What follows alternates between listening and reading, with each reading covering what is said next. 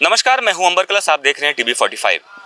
जैसे कि आप देख रहे होंगे, अभी हम मौजूद हैं धनबाद के सराय ढेला स्थित जो कोला कुसमा दुर्गा पूजा पंडाल है, उसके समीप में दुर्गोत्सव की धूम लगातार देखने को मिल रही है। सड़क हो या फिर जितने भी पूजा पंडाल है, वहाँ पे माँ के भक्तों का आगमन शुरू हो चुका है।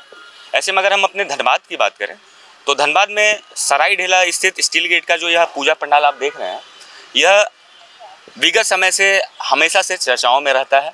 क्योंकि यह जो पूजा पंडाल है, इसकी आप भव्यता देख रहे होंगे, इसके शोभा को आप जब आप देख रहे होंगे तो आप देखेंगे कि ये पूरे पंडाल की चौड़ाई जो है वो लगभग नहीं भी तो 100 से भी ज़्यादा फीट के चौड़ाई में है। साथ ही और इसकी कलाकारी को देखें तो इस पंडाल को काफ़ी आप देख रहे हो कि इसकी जो नक्काशी है काफ़ी सुंदर ढंग से की गई है।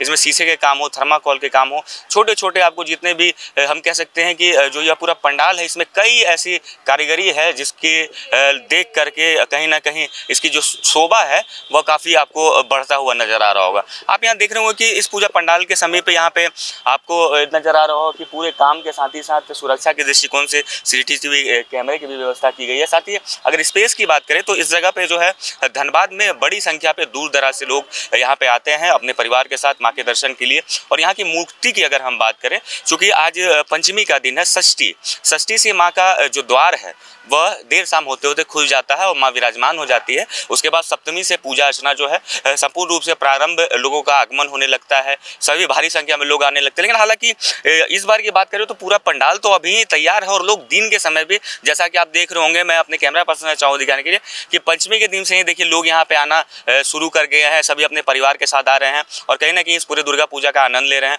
आप देख रहे हो कि परिवार के साथ लोग अभी से ही घूमना चालू कर चुके हैं। चूँकि दुर्गा पूजा के समय में ऐसा होता है कि कई लोग जो है भीड़ भाड़ से बचना चाहते हैं, तो वो कहीं ना कहीं चाहते हैं कि पहले ही जो है अधिक ऐसे पूजा पंडाल है जहाँ पे वो घूम ले, देख ले, अपने परिवार के साथ वहाँ समय बिता ले। तो ऐसे में धनबाद की अगर हम बात करें तो धनबाद का जो आपको स्टील गेट का यह पंडाल दिख रहा है, इसमें आप देख रहे हो कि इसके हाइट की अगर बात करें तो इसके हाइट भी लगभग नहीं भी तो 100 से 100 फीट ऊंची पूरे पंडाल की हाइट होगी। और साथ ही आप देख रहे हो कि ऊपर तक जो है लगातार इसमें जो है कारीगरी आपको देखने को मिल रहा होगा। शीशा के काफ़ी काम है। और जो हम बात कर रहे थे पंडाल के किन किन वस्तुओं से इसे बनाया गया, तो आप देख रहे होंगे कपड़े के कारीगरी के साथ थर्माकोल, और सही मैं थोड़ा नज़दीक से भी दिखाना चाहूँगा कि इस पंडाल में आपको नज़र आ रहा होगा कि जैसा कि आपको नज़र आ रहा होगा इस पंडाल में आप देखिएगा तो जो थीम है वो देख सकते हैं कि गोल शीशे के काम हो या फिर ये जो नक्काशी है, इसमें बहुत सारे जो सीप होते हैं, जो समुद्री सीप होते हैं, उसका भी उपयोग किया गया। जैसा कि आप यहाँ पे देख रहे होंगे, ये समुद्री सीप जो है आपको नज़र आ रहा होगा। और साथ ही साथ यहाँ पे आप देख रहे होंगे कि कई बारीकी से जो है इन सभी चीज़ों का हमें लगता है कि कई समय लगे होंगे कारीगर को इस पूरे पंडाल को तैयार करने को लेकर के। वहीं आप इधर अगर देखेंगे, जब आप इंट्रेंस की बात करेंगे तो आप देखेंगे कि इंट्रेंस में भी कहीं ना कहीं लोगों के स्वागत के लिए काफ़ी काम किए गए हैं। इसके अंदर की अगर हम बात करें पूजा पंडाल की तो वो काफ़ी खूबसूरत देखने को लग रहा है। फिलहाल अभी तो गेट बंद किए गए हैं, लेकिन अंदर में भी काफ़ी कारीगरी के काम किए गए हैं जो कि कहीं ना कहीं लोगों को आकर्षित करेगा, लोगों के मन को मोहेगा।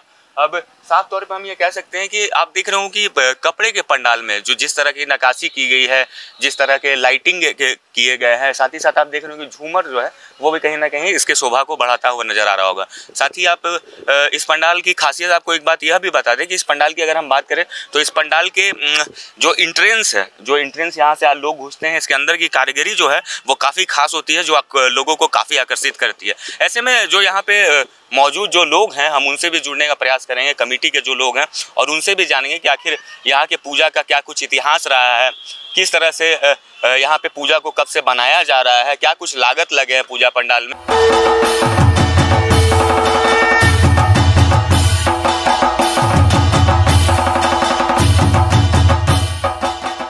तो ये कमेटी के जो सदस्य हैं उनसे भी हम लोग बात करते हैं और जानते हैं आखिर यहाँ के पूजा को लेकर क्या कुछ इतिहास रहा है, किस तरह से यहाँ की पूजा की जाती है। दुर्गा पूजा धनबाद के लिए, कोयलांची के लिए काफ़ी खास रहा है। स्टील गेट की समिति की बात करें, यहाँ की पूजा की बात करें तो कई विगत वर्षों से यहाँ पे पूजा किया जा रहा है। इसके इतिहास के विषय में थोड़ा बताएं। हम लोग को 1989 में स्टार्ट हुआ है, सराय ढेला कोला कुसमा ग्राम पंचायत की तरफ से, समझे ना। उसके बाद आज तक चलते ही रहा। ऐसे 1996 में हम लोग लोटस टेम्पल बनाए थे जो बिहार टॉप था, उसी तरह हम लोग करते जाते हैं। और बराबर पूजा हम लोग इसी तरह करते हैं और कोई ऐसा दिक्कत भी नहीं है। इस बार के पंडाल की बात करें तो उसकी लागत कितनी होगी? वही 17 लाख का, 16-17 लाख का।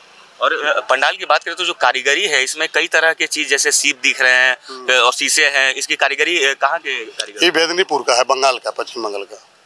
पूरे लागत आपने जितना बताया 17 लाख, लाइटिंग वगैरह की? हाँ वही जो है ना, ये लाइट के लिए मोटा मोटी ये तो लोकल लाइट का लगा हुआ है और ये तो पंडाल और मूर्ति यही सब है बंगाल का, वही कार्य। यहाँ की पूजा की बात करें तो क्या कुछ खास होता है यहाँ के पूजा की अगर हम बात करें तो? देखिए यहाँ का जो है ये जो सराय ढला स्टील गेट का पूजा बहुत ज़्यादा आदमी लोग को बहुत आकर्षित करता है और हम लोग ऐसे भी कोरोना पीरियड में बनाए तो ऐसे ही भीड़ रहा जैसा रहता था, मैंने यहाँ कोई फर्क नहीं, इसलिए कि हम लोग और कोई ज़्यादा मैंने जो भी देखने वाले दर्शन का कोई दिक्कत यहाँ नहीं। हम लोग जो वॉलंटियर मोटा मोटी आदमी हम लोग ठीक रहते हैं, एक्सिक्यूटिव मेंबर भी हम लोग अच्छा है और हम लोग अच्छा तरह से ये पूजा पाठ करते हैं।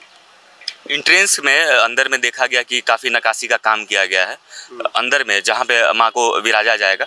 माँ को कितने बजे यहाँ पे विराज दिया जाएगा और कब से पूजा जो है प्रारंभ होगी? 6 को ओपनिंग है, मैंने पंडाल भी फीता कटेगा, सब होगा और मेला का भी और ये पंडाल और मूर्ति का भी, मैंने 9 तारीख को बुधवार का दिन 5 बजे।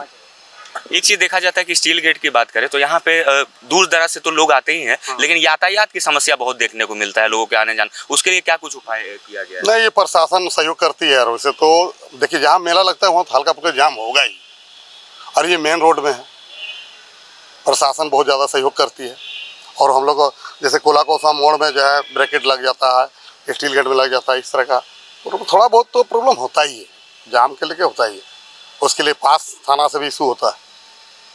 वॉलंटियर लोग आपके सभी लोग यहीं अगल बगल के? नहीं ना, सब दोनों पंचायत के लोग हैं, सराय ढला कोला कोसा पंचायत के लोग वॉलंटियर में भी है, स्कूटी में भी है। पूजा के स्तर की बात करें तो पिछले समय से स्तर तो काफ़ी बढ़ा, उसको लेकर क्या कुछ कहेंगे? किस तरह से प्रयास किया गया?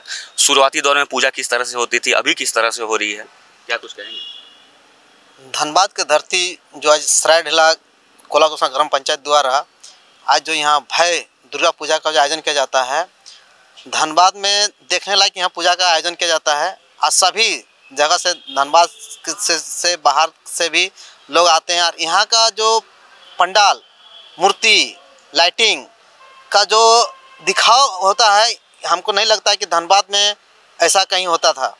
और आज भी यहाँ देखने लायक जो भी बनते हैं वो देखने लायक चीज़ बनते हैं और यूनिक चीज़ में जो चीज़ जो प्रकृति से जुड़ा हुआ चीज़ रहता है उस सब चीज़ से यहाँ का पंडाल को दर्शाया जाता है। और यहाँ का मूर्ति का भी वैसा ही आयोजन किया जाता है, जो प्रकृति से चीज़ रहता है उस सब चीज़ को वहाँ उसमें दर्शाया जाता है। और ऐसा ही भय आयोजन किया जाता है। यहाँ लाइटिंग का व्यवस्था, यहाँ का वॉलंटियर का व्यवस्था, यहाँ किसी भी प्रकार का आज तक किसी भी प्रकार का मतलब कि दर्शनार्थी को दिक्कत नहीं पहुँचता है। यहाँ एनी टाइम हम लोग को वॉलंटियर हर मतलब कि जगह में खड़े रहते हैं, किसी प्रकार का दिक्कत नहीं। यहाँ हम लोग का लॉन्चमैन से लेके वॉलंटियर से लेके सभी प्रकार के हम लोग को एकदम पूरा फुल फाइनल व्यवस्था रहता है। कहीं भी प्रकार में मेला में भी जाइएगा तो मेला में भी आपको वॉलंटियर मिलेगा। दर्शनार्थी को कहीं दिक्कत होता है तो आप वॉलंटियर से तुरंत संपर्क करें, उसके लिए आपको हर सहायता आपको उपलब्ध किया जाता है।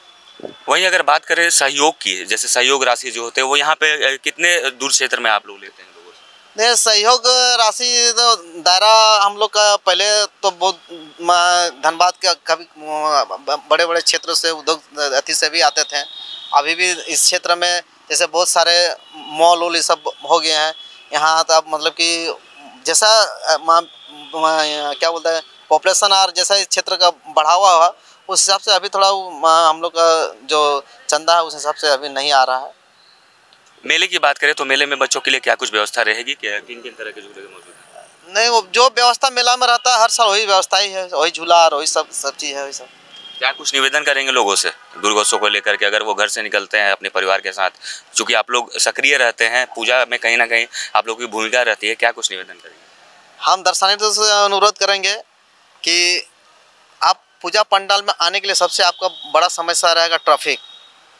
आप गाइडलाइन जो भी है प्रशासन द्वारा आपको जारी किया गया है, आप गाइडलाइन के हिसाब से ही आप जहाँ भी जिस भी क्षेत्र में आप पंडाल में हम लोग का दर्शन करने के लिए आइएगा। आप इधर से अगर यदि आते हैं तो आपको कोला कोसा मोड़ में आपको स्टॉपेज किया जाएगा वहीं से राइट साइड से रास्ता निकला, उस रास्ता से आपको जाना पड़ेगा।